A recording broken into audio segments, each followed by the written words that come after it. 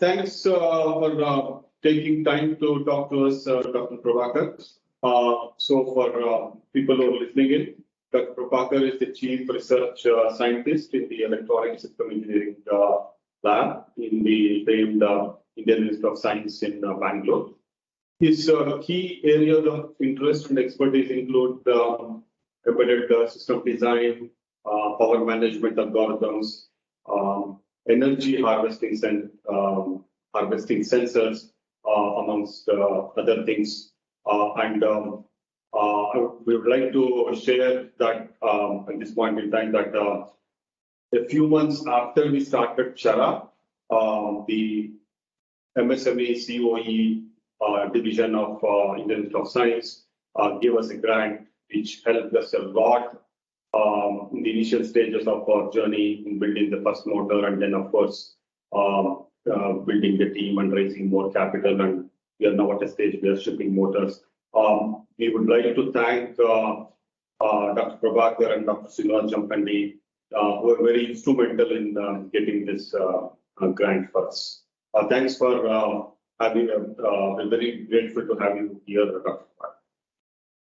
Thank you. It's my pleasure. I must put it on record that I didn't do much to get that funding for you.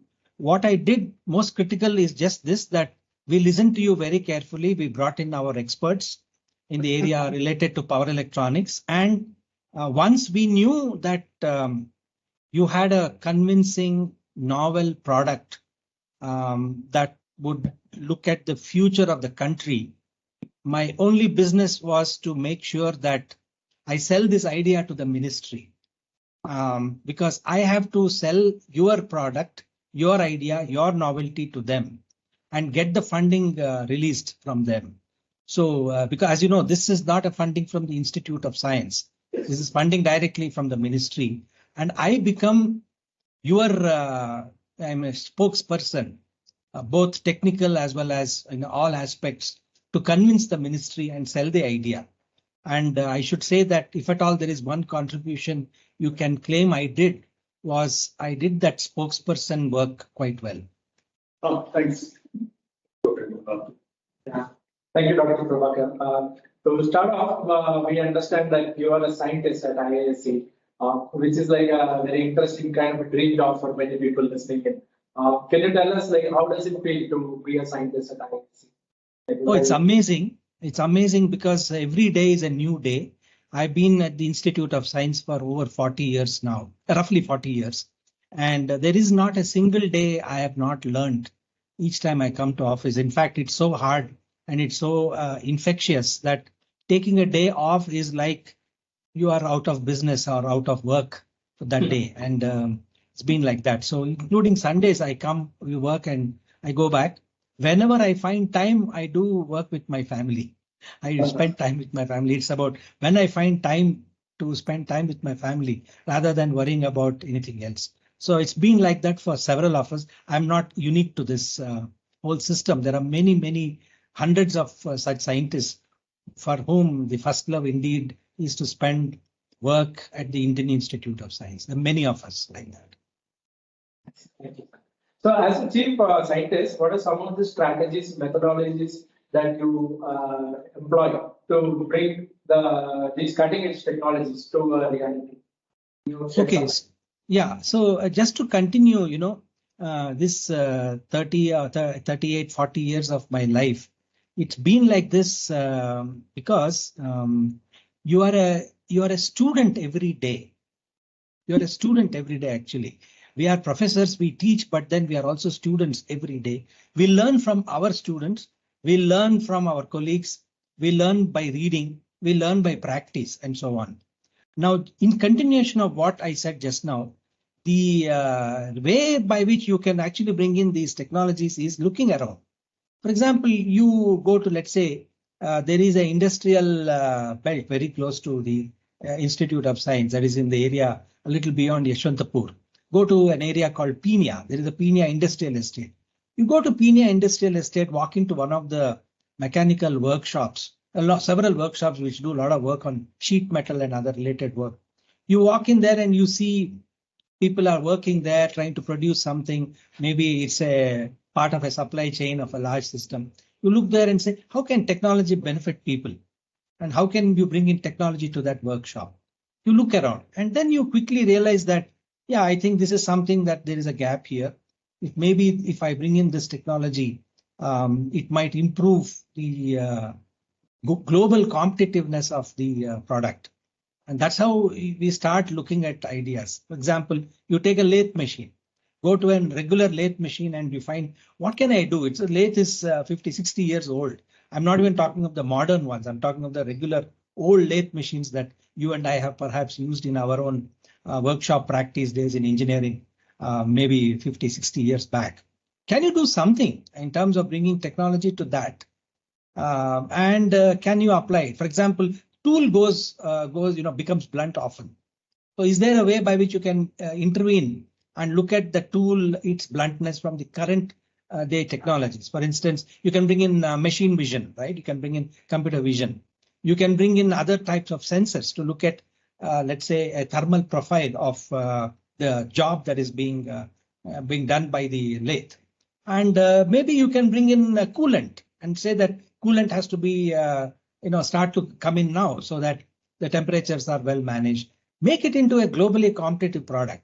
This is just one example of how legacy systems can actually benefit from technology.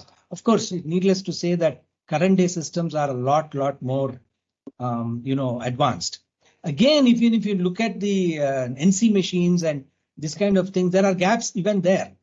Not everything that we talk today that NC machines can pull off. They also have limitations.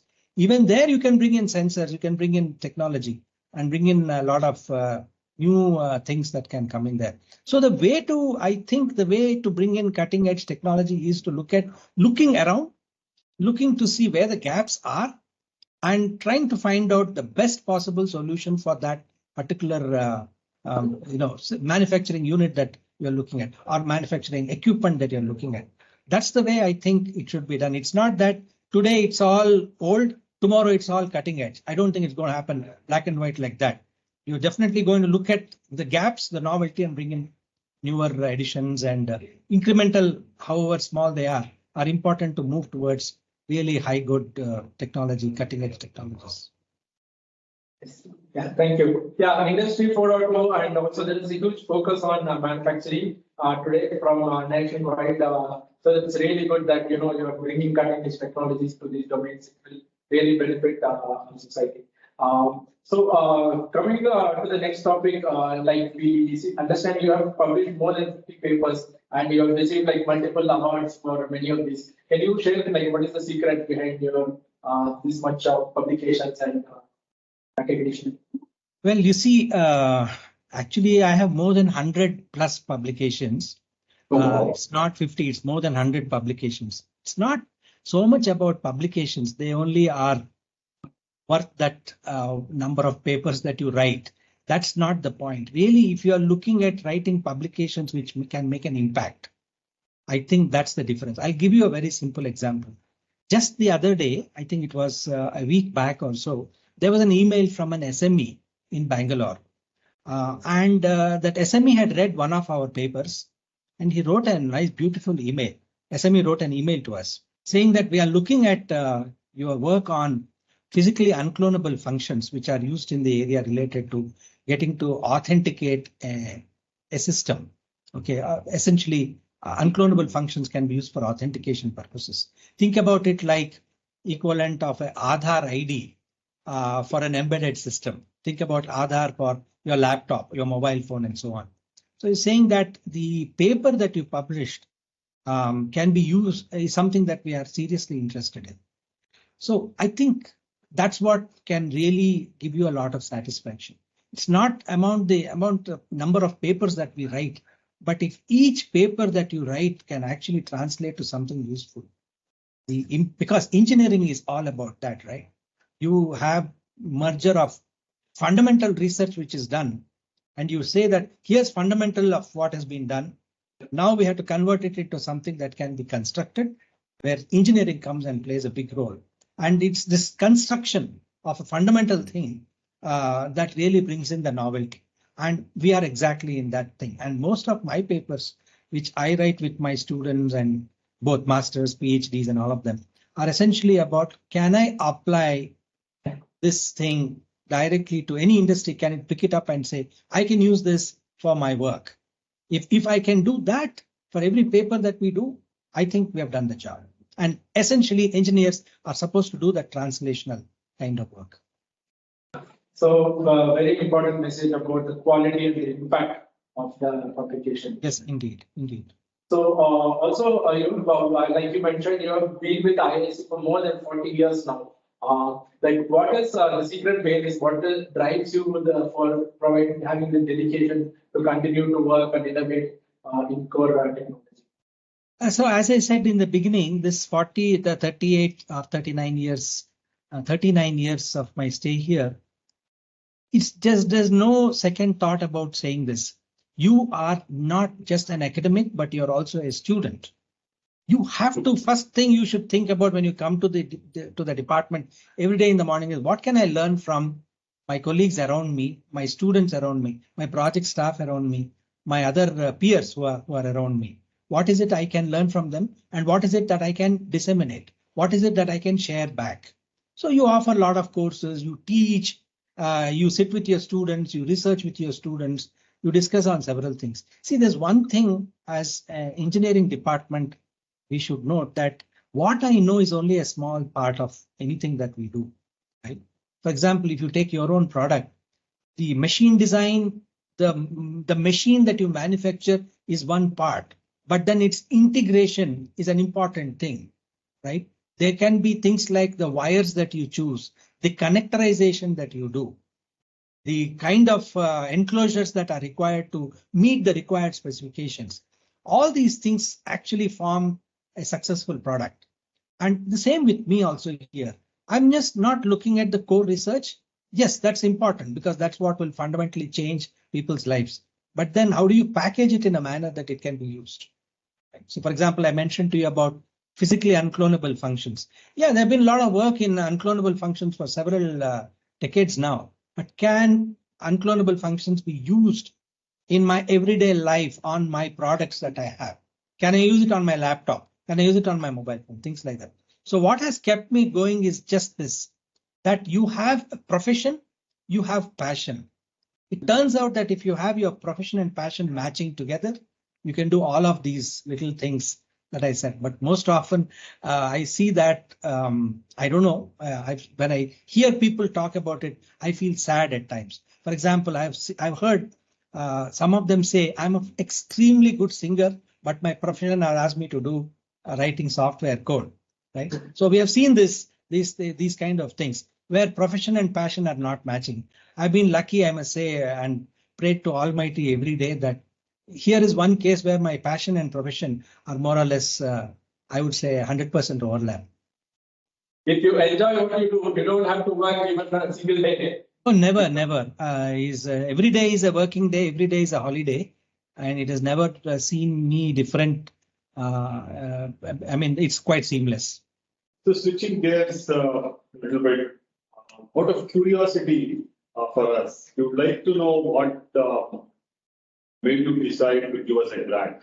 Is it that we are doing everything from first principles or we're solving some problem? Would like to hear your thoughts about what. I can tell you this. So this story goes back to 98 when our department was focused on building a hybrid electric vehicle. We are perhaps the first ever department in the country to build a hybrid electric vehicle. And Professor Umanand and a few others were involved in that. And those were also the days when control of machines was getting a lot more easily doable because of DSPs and so many other things that were happening. I'm talking of, 98 means what? You're talking about 25, more than 25 years back, right?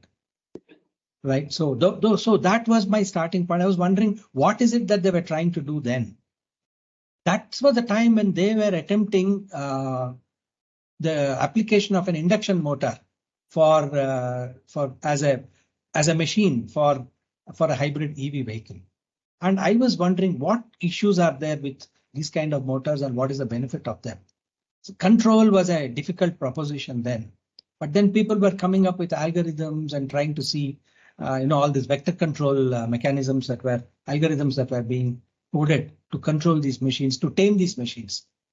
And it turned out that the main prime reason why the hybrid electric vehicle was put in place was actually because of they wanted to go away from permanent magnets and magnet free. So my origins for magnet free is dating back to 98. My first thing about listening about it.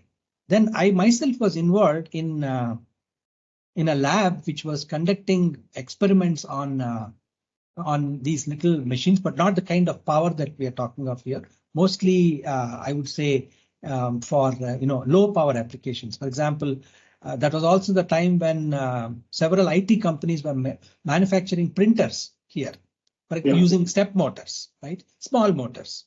There was a company in Hyderabad which was making these step motors from an imported technology, and they were trying to make these purely to cater to the IT industry. So I myself started characterizing step motors, static torque, dynamic torque characteristics, pull-in torque, pull-out torque, and all that. And we were also looking at reluctance motors. We had VR motors in our lab, and we were trying to understand them. So my love for machines was already there. So that was one part. Although I moved away from that and started working on embedded systems and so on as the years passed by. But then this was already in the back of my mind. And when this proposal came up in front of me, and we were looking at that, I called Professor Umanan, and I put him at the one of the panel members, along with Jamkhandi sir and others. We sat down and looked at the proposal and said, this is the proposal that requires to be funded under come what may. Even if they are going to fail, it doesn't matter. Let's just do it. And let's convince the ministry that this is the right thing to do, because the geopolitical conditions have changed, right? Yes. What it was in 98 is not the same anymore. So having said that, we had to move forward and we had to take a chance and say, let's do it. And this is why this is what inspired me. And, more than anything, at the Institute of Science, you can be very assured that failure is part of success for us. Failure is integrated into success.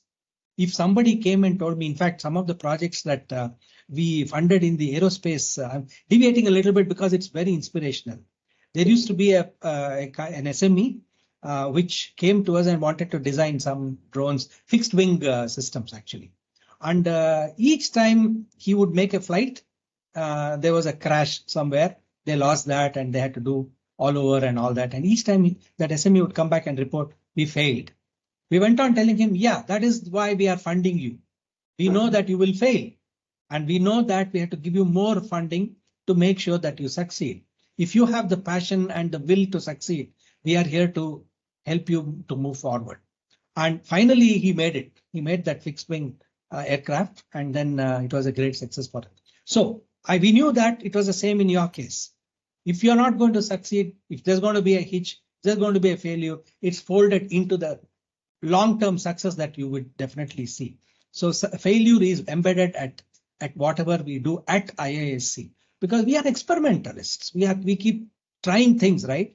It can succeed as long as you are not going after perpetual machines, which is anything else is something that you have to keep trying, right? Any implementation is like that. So it was really not bothering us whether you'll succeed or you'll do, but it was important to fund you to make sure that you are doing the right thing. We were convinced you are doing the right thing. You are applying first principles. We knew that it is doable. Just that no SME had tried it till then. No company had tried till then. And we wanted to make sure that you must make an attempt before we say, okay, we'll give up now. So we didn't want that. So that's how it all went. Thanks, Dr. Prabhakar. Apart from us, there are a bunch of other companies in this country who are working on deep tech, indigenous technologies, and this is very important with respect to the National Science Day that is coming soon. Two parts to the question. One is, do you have your favorite list of companies which you want to share? which are doing interesting things. The second one is, I think in the last budget that was presented, the government announced some huge amount for deep tech R&D. I'm hoping that some of that will come your way. And would love to know what are the areas or what are the companies you are looking at. So I must tell you that we are pan-India as an MSME Center of Excellence. We are pan-India, and we have no preference for any specific sector. We are okay with projects in agri. We are okay with projects in automotive. We are okay with projects in any area that you take. We are just perfectly fine. Our key driving force is novelty and innovation in the manufacturing sector.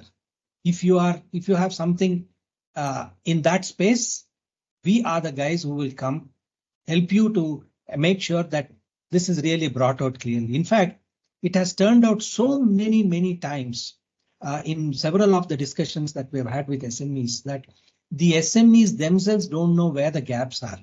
As and when we keep talking during the meetings, we realize this is that one liner you should tell us.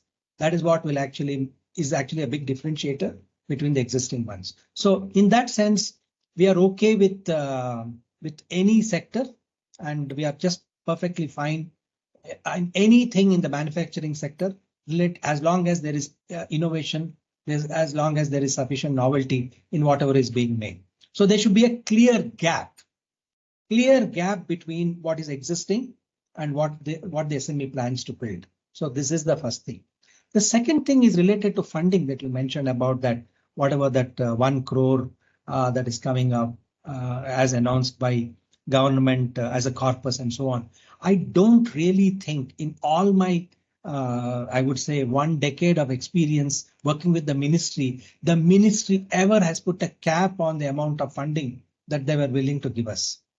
I don't think that was really a problem, and that will never be a problem for our country. Funding is not the issue.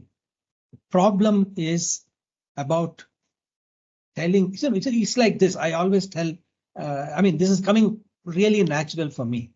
It's like this, right? Often we think we know how to do. We don't know what to do. That's the problem. Okay, we don't know what to do, but we know how to do. The how to do is always there. What to do is the problem. SMEs are suffering from that. In your case, if you take, you knew what to do, and you also perhaps knew how to do. And that's how the success has happened.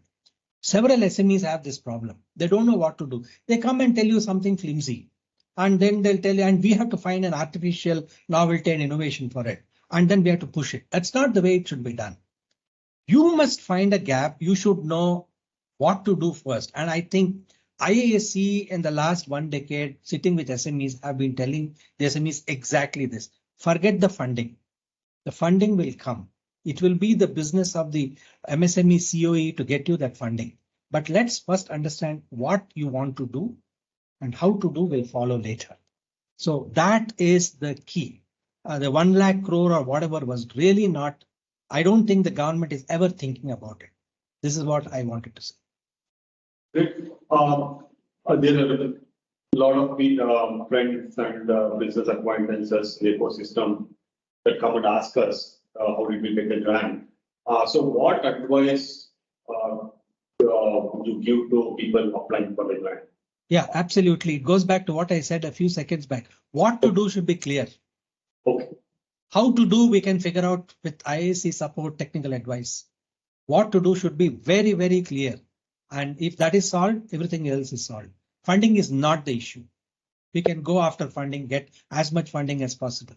Yeah, that part is true. I have to agree. We have gone through that process with you guys, the funding process. And it was the height of the first wave of COVID. And you still gave us the funding, doing everything. And speaking of journeys, it has taken longer than at least we had estimated to build this portal and get it into production now, which you will see when you come and visit us. We would like to know, it's taken almost 5 years. Are there any other areas of improvement which we could have done, either from a technology perspective or from a execution perspective that you want to tell us? At this stage, I'm not able to say anything, but I can tell you one thing that I realized after I visited your company. This is what I wrote as my final note. I'll just read it out for you. I said product was successfully demonstrated.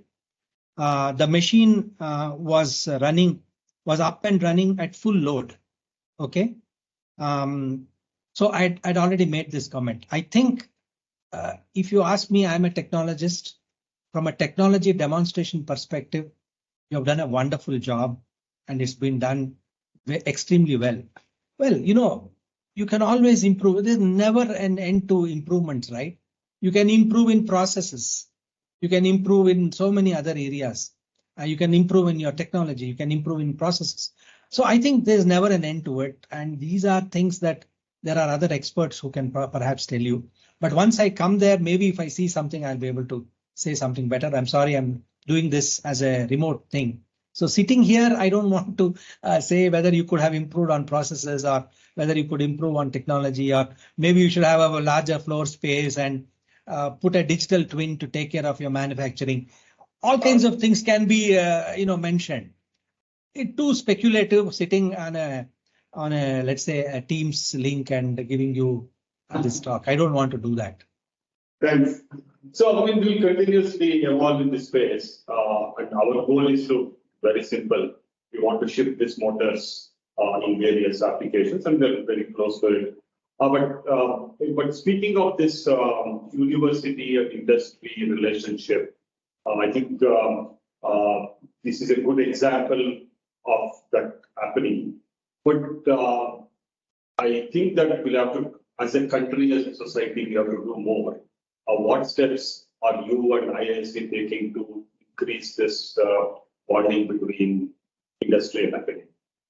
So I completely agree with you that what we are doing is an unscalable model. It is an unscalable model. How many can you go and how many SMEs can you sit and give technical advice to? It's not going to work. We have more than 100 SMEs now. We have handheld these 100 SMEs. More than anything, it's the technical advice that the SMEs lack. And you have to visit these SMEs, have proper monitoring processes in place. I'm sure you've gone through all of that. I don't want to detail all that. Providing proper technical advice is a problem for this whole SME sector in the country. Funding is not the issue. Therefore, universities are the place where a lot of this is available.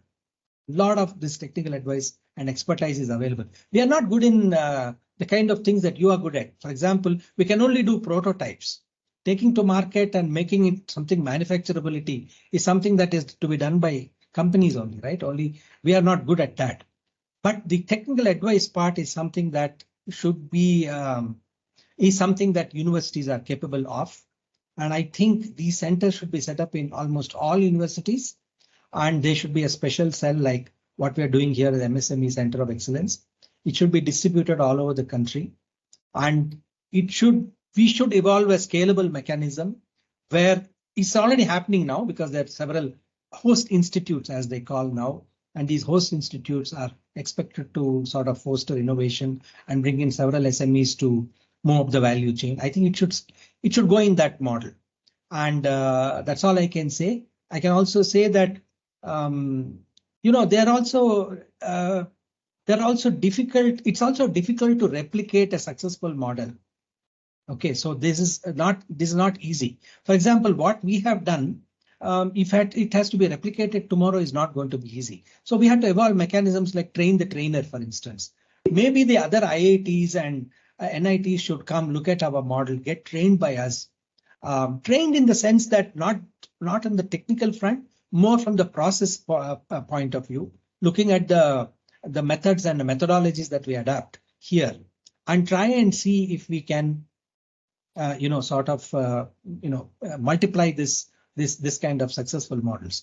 See, the main problem universities are facing is this kind of work that we do with SMEs is not going to fetch me a paper. It's not going to fetch me a publication, right? So what's the incentive that I have? Nothing, zero. In terms of professional incentive, nothing. But as I mentioned in the beginning, if you take my profession and my passion, if you mix both of them together, this is my passion. What I do as my profession gets directly translated into something that the industry can do. Then you will have good success. I think the government should take initiatives to identify those universities, those faculty members who have this little thing of passion and profession matching, and then only then we can actually multiply these kind of success stories.